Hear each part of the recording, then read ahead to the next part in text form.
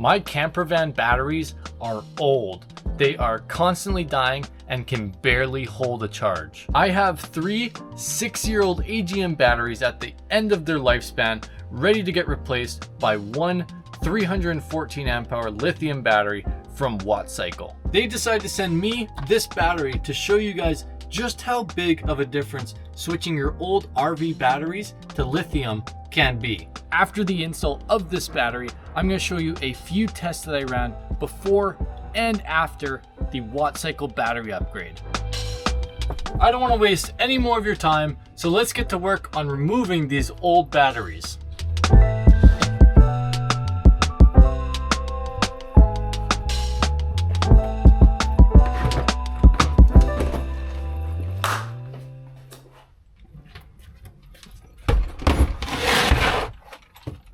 It's a little cramped under here, but if you're working on camper vans, you get used to it. So first I want to mention that this electrical system already has a ton of problems. Whoever designed it and whoever did the work did not know what they were doing whatsoever. For example, you can see that the inverter is only connected to this battery. That means if you're using the inverter, it's going to drain this battery a lot quicker than the other two that it's connected to in parallel. You can also see that the shore power connector is only connected to this battery. So that means this battery is always going to be topped up rather than these two. I also just want to highlight this because it is just absolutely crazy. He has maybe a 4-gauge cable here connected with lugs and a bolt to maybe a 6-gauge cable. That just blows my mind. I took a quick look around the whole electrical system, and if I were to try and fix everything in here, it would probably cost me hundreds of dollars and a lot of hours of my time. So just so I'm not spending 3 weeks to redesign this entire electrical system, I'm just gonna try and plug and play the new batteries.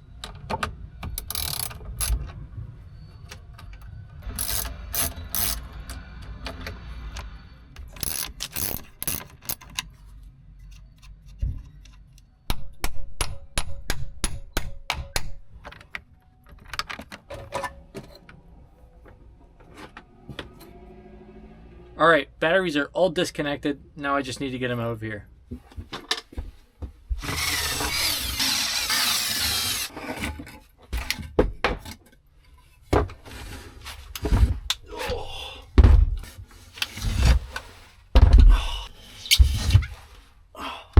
Wow, just look at the size difference compared to 3 of these AGM batteries to 1 lithium battery. This stack of batteries right here is 330 amp hours. This one is 314 amp hours.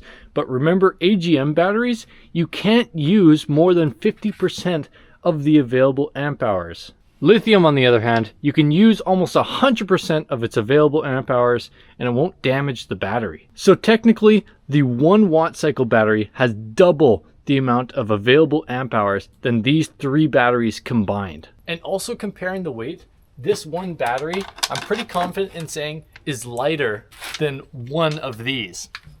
Oh God, yeah, it is definitely lighter. Unfortunately, I don't have a scale here to weigh these right now, but I'll try to remember tomorrow to bring them to work where I do have an industrial sized scale to weigh these on.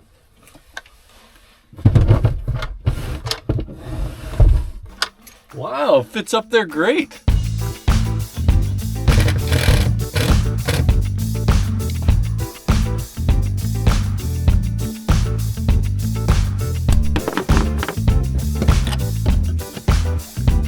This battery also comes with 2 different sizes of bolts, so if you're connecting these in parallel, it's going to be easier to connect them with the longer bolts if you're putting multiple leads on one terminal. But in my case, I'm just going to be using the smaller ones because I'm just putting 1 wire off of each terminal.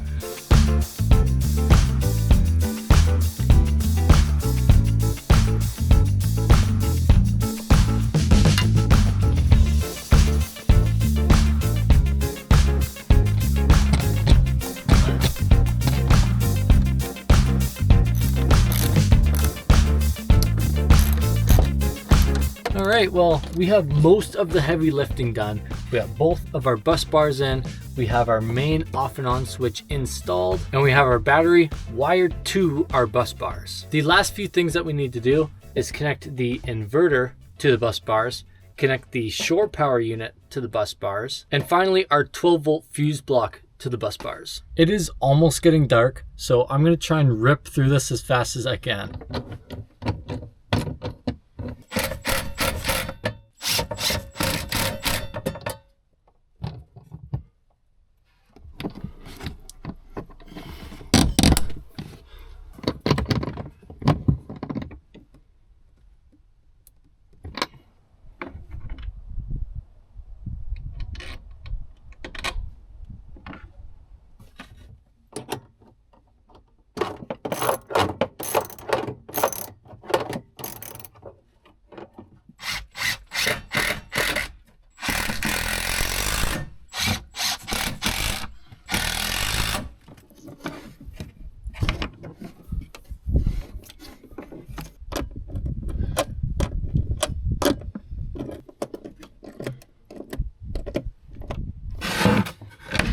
All right, this is exciting. I have 2 more wires to connect and then we're all done. And there we go. We have completely finished our wiring, and I know it's not the prettiest, but it does the job. Another great thing about this battery is it just doesn't take up much space.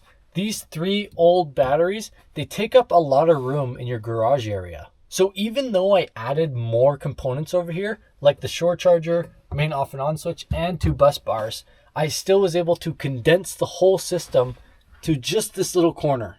But the only thing to do now is to turn on the system and run some tests.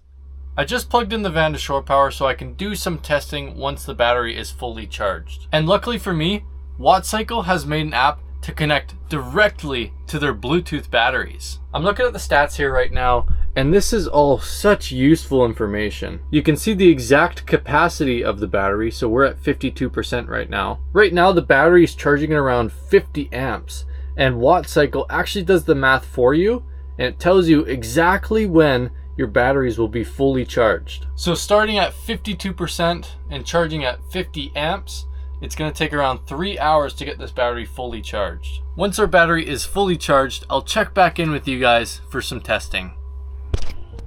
So it's actually the next day and our WattCycle battery is fully charged. So it's time to do some testing. The first test I ran was trying to run an air fryer through the inverter. Now, even though this van does have a 3000 watt inverter, my dad has been telling me it's been struggling to run high wattage appliances like a coffee maker or an air fryer. On the old batteries, when you try and turn on the air fryer, the inverter beeps immediately telling you it's not getting enough voltage, and the air fryer fan on the inside starts to slow down right away.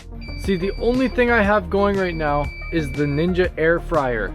And even though this is a 3000 watt inverter, it cannot handle it. But now that we've installed our new WattCycle battery, it is able to supply the inverter with enough power to allow the air fryer to run without any problems.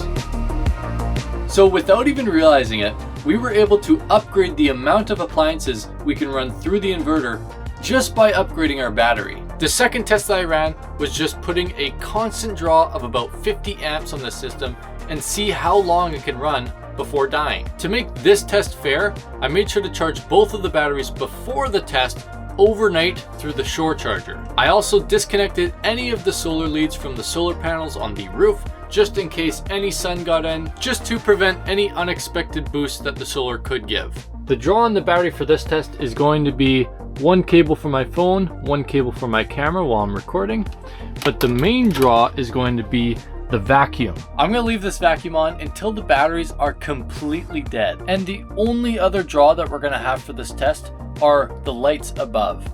Once these shut off, it's going to be easier to tell when to end the test.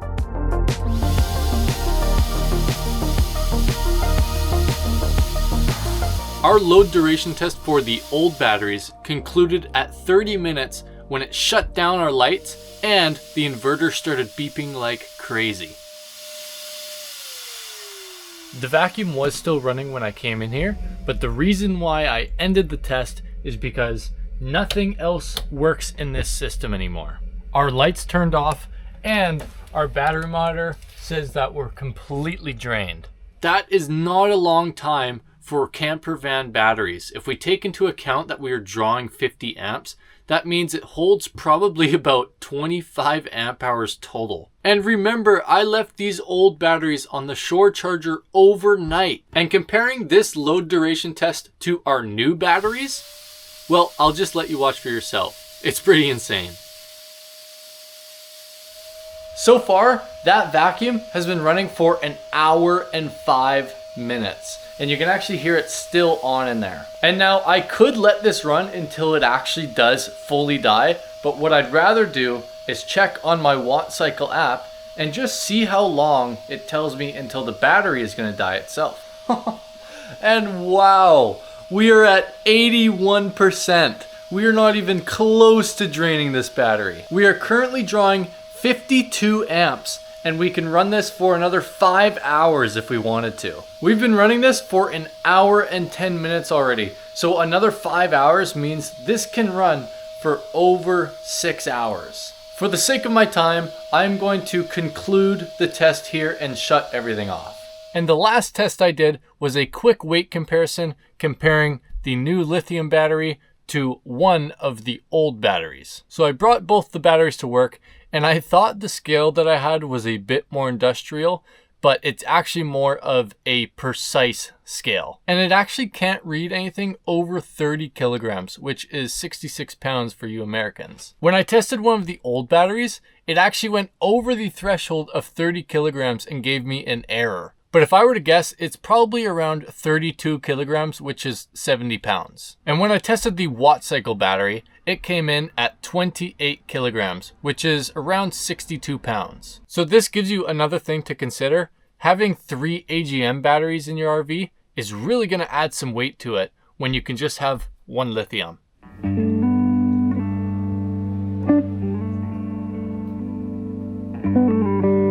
Now, from what we've learned in this video, I hope you can tell why I'm such an advocate for lithium batteries now. I believe if you're building a camper van, car camper, truck camper, anything like that, lithium is the way to go. They're lighter, smaller, work a lot better, and they're getting a lot cheaper nowadays too. And speaking about cheaper, you can get 6% off of your order if you go to buy one of these batteries or anything off of their site using my unique link right here. This link will be in the description and in the comments. Anywhere you look, you'll be able to find it.